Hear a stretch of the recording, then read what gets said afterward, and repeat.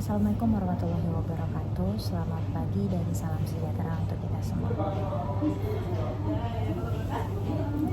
Sebelumnya saya mau minta izin untuk berpidato tentang bijak menggunakan media sosial di era digital.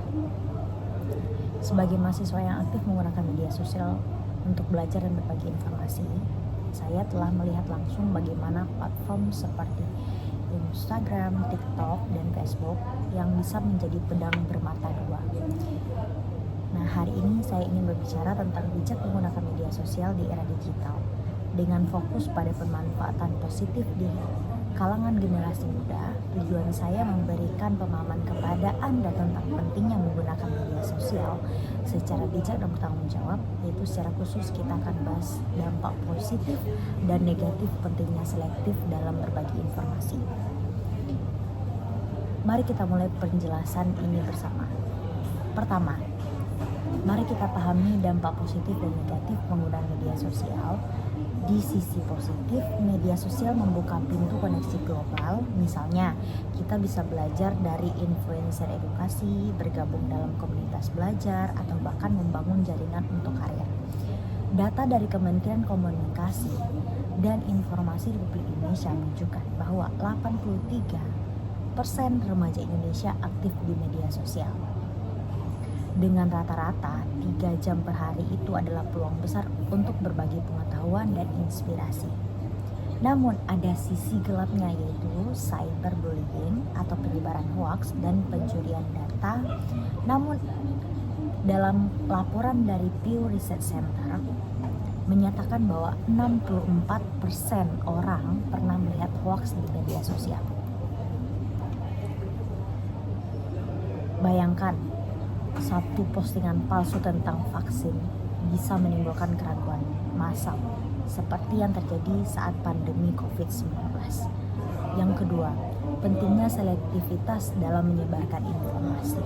Di era di mana berita bisa viral dalam hitungan menit, kita harus bijak memilih apa yang dibagikan.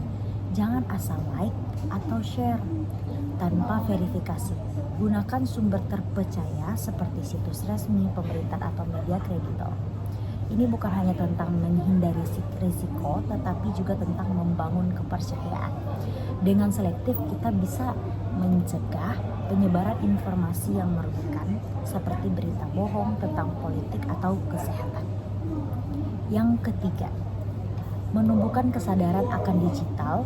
Etika ini meliputi menghormati privasi orang lain, menghindari konten hate speech, dan bertanggung jawab atas apa yang kita posting. Ingat, dunia maya bukan tempat bebas. Setiap kata atau gambar bisa berdampak nyata. Sebagai generasi muda, kita harus menjadi teladan. Edukasi ini penting karena seperti yang disebutkan, remaja seperti kita sedang membentuk identitas digital.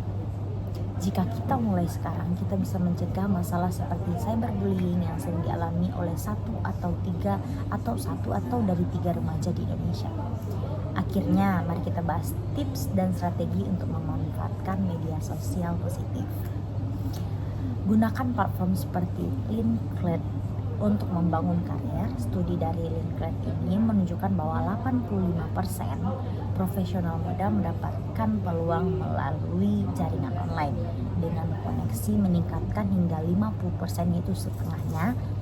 Dan tips praktisnya yaitu buat konten edukasi, ikuti akun inspiratif, dan batasi waktu penggunaan agar tidak adiktif.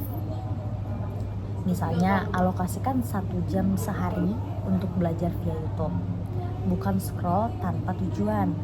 Dengan strategi ini, media sosial bisa menjadi alat pengembangan diri, seperti belajar bahasa baru atau networking untuk beasiswa. Nah, teman-teman, media sosial adalah alat yang powerful, tetapi seperti pedang, tergantung bagaimana cara kita menggunakannya. Kita telah bahas dampaknya, penting selektif, etika digital, dan tips praktisnya. Semua untuk membantu kita menjadi generasi yang bijak. Sekarang saya ajak Anda mulai dari hari ini ya, jadilah role model.